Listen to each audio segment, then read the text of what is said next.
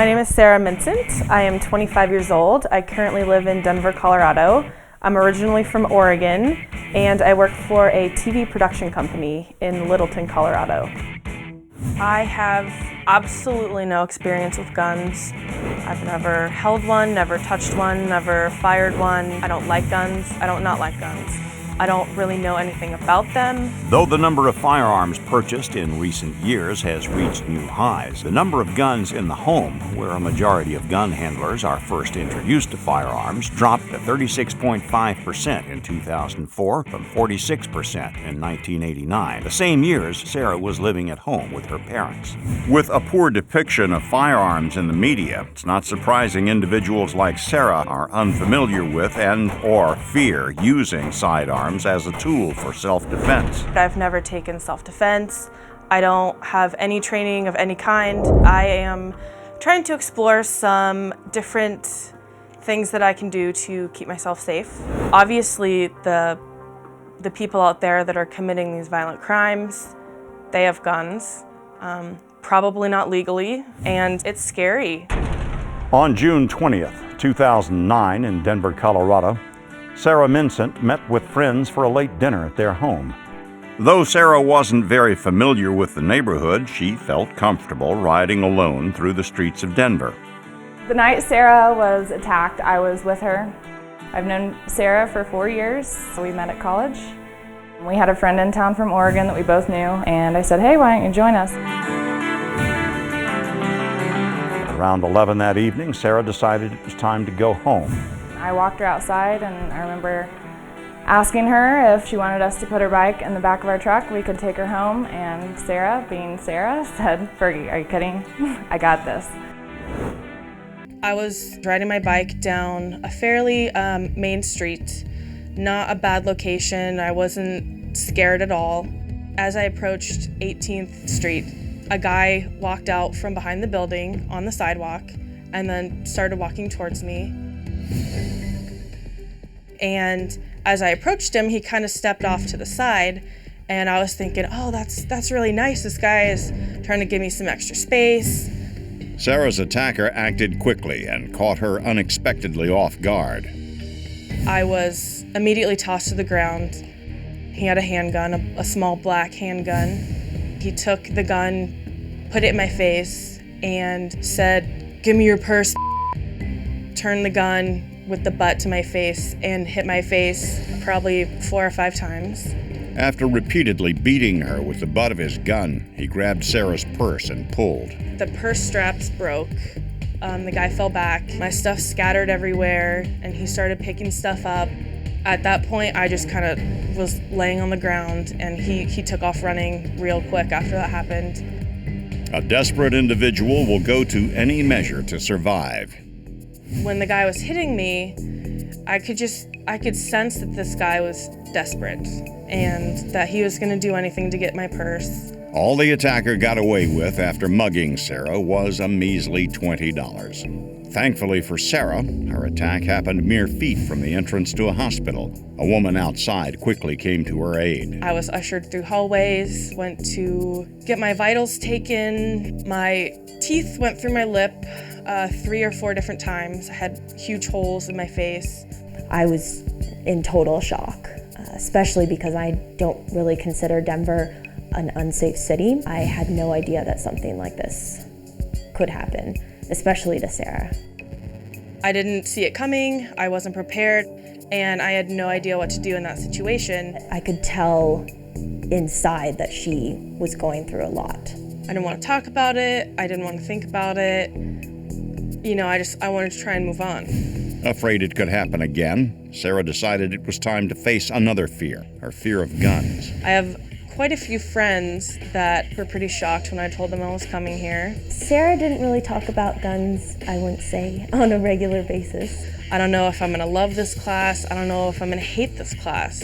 Going into it, you know, I'm trying to keep an open mind, but at the same time, I do have those apprehensions because of my mugging. The one experience I have had involving a handgun was horrible. With the crime nearly a year behind her, Sarah, along with 8 others from across the United States, decides to take a trip to Texas to attend a tactical handgun training course. Welcome to TAC Pro Shooting Center. My name is Bill Davison. I own the place and I'm the chief instructor.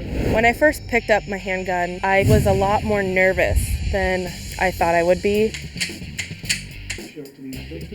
You'll remove the magazine from the weapon by pressing the magazine release catch. Where do you start? How do you start with gun safety, learning how to handle a weapon? Because you want to protect yourself, but you want to know that you can be safe while you're using it. Then you're going to pull the slide back and check inside 3 times. Everybody in the classroom will know that the weapon is clear and safe, and we can get on with the rest of the class. Holding the gun in my hand for the first time today was exciting and scary all at the same time. Like, my hands were definitely a little sweaty. This is just another piece of machinery that you will use for your own good. It's not something mystical or magical. You'll never lose the respect for it. It'll always be that little edge of fear because it is a weapon. Head instructor Bill Davison and his TAC Pro team believe mastering the fundamentals is key in becoming a proficient gun handler. We're going to give you the rules, and you have to apply them every time you're in contact with the weapon. The 4 key fundamentals of firearms include safety, grip, stance, and sights. Together, when executed correctly, these allow a shooter to be more accurate, stable, and, most importantly, safe. Safety has got to be your most important fundamental. You can have the best training in the world, but if you have a negligent discharge and someone's injured, you're done. Safety absolutely is critical. Everything else comes after that. Every time you pick up a handgun or you're handed a sidearm, always inspect the chamber to make sure the gun is unloaded. Always keep your safety on until you are ready to fire the weapon. Never point your weapon at anything you do not intend to shoot. You're going to unload and load your gun numerous times, and you must be able to point it in a safe direction. Keeping your finger off the trigger, obviously the gun can't go off if you don't pull the trigger. You should take time to learn how the mechanics work on the pistol itself.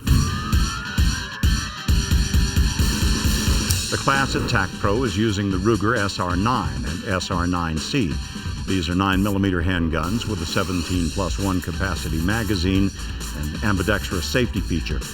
They make ideal weapons for conceal and carry, and they're easy to disassemble and clean. Initially, I was very freaked out. I feel like I'm coming in this with absolutely no experience, and I'm trying to keep up with everyone. It's intense and intimidating. Number 2, grip. What we've got to talk about now is how to hold the weapon when we're going to fire it. We're going to place the web of the gun into the web of the hand. As you can see from this side, my hand is as high as possible and my finger's off the trigger running alongside the weapon. Never have your finger on the trigger until you are ready to shoot the weapon. To match each other exactly. So by putting it all in together, we got most of us holding most of the gun. Number 3, stance. Now we're going to relax our legs. Lower your whole body weight down just a small amount, about an inch. If we had to walk or move anything, we'd still be able to. Once we get the correct grip on the gun, we want to lock out both arms symmetrically. Our goal when we get into position is we push the gun far enough forward that your shoulders roll over and your weight comes in front of your hips. So your shoulders have to be in front of your hips. From here, I want 60% on my toes, 40% on my heels. The gun is in its strongest position. With 60% of the weight on your toes, you're ready for the recoil of the weapon.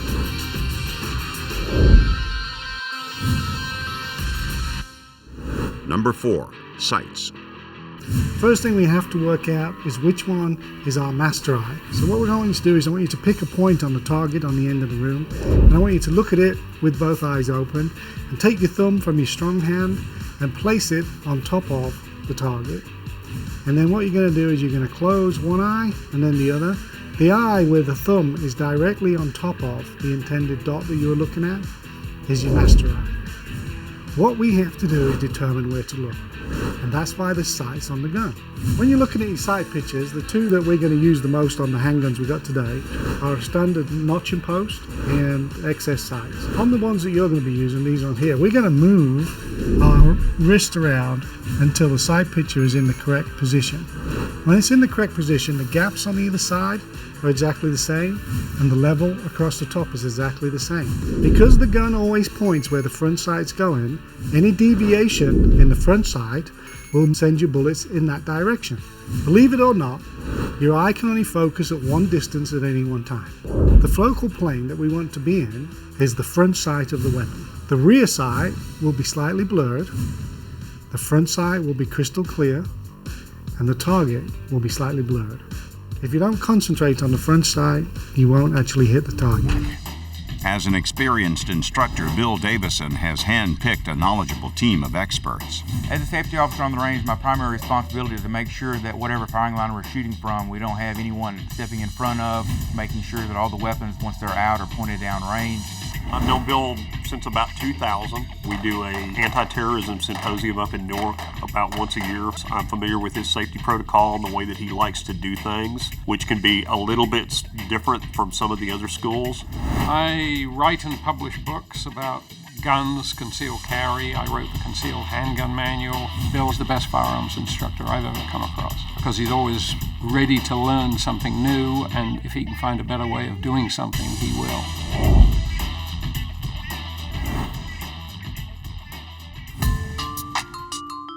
What we're going to do this morning is going to be out on the range shooting. What I want you to do is you are going to impress me by concentrating on letting the gun take you by surprise. You're going to put the front sight on, what we want to hit, slowly squeeze the trigger. I am really looking forward to shooting the gun. I think that the groundwork that we did today will absolutely enable me to be a better marksman, and I'm looking forward to that, which is something that I wasn't yesterday. Really feel confident. I mean, I feel like I'm ready. I got a good foundation. I'm ready to go out and actually start firing this handgun.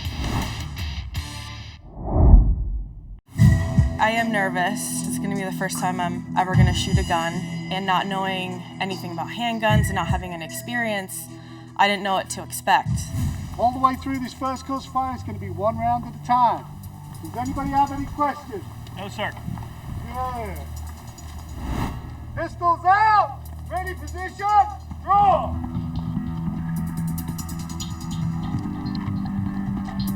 Load! Magazine out!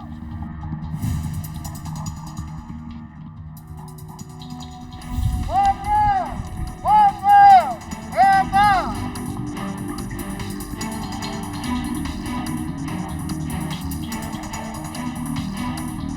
Out!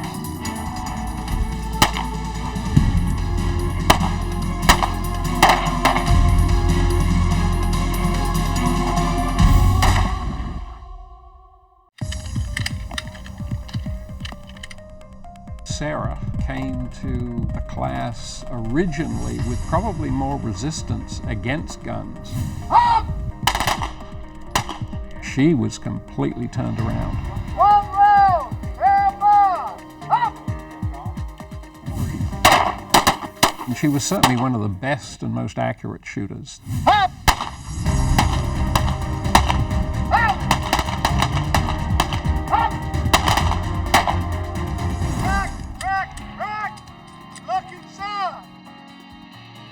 Engage your safety catch and lay your weapon down on the ground. The line is clear. You may take your box forward and stand by your target. This was not scary. It was not worth all the nervousness and anticipation. It was really fun, and I think I did pretty well. I feel I did okay shooting for the first time. Still have some work to do, and the grip, I think, is the most important part.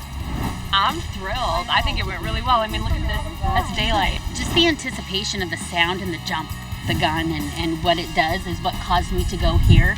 And towards the end, as you can see it, as I took a deep breath, I got better. I'm hoping that other people, other ladies or men out there who don't have experience with guns, don't be afraid to explore that option. It's not something that I ever thought I would ever get into.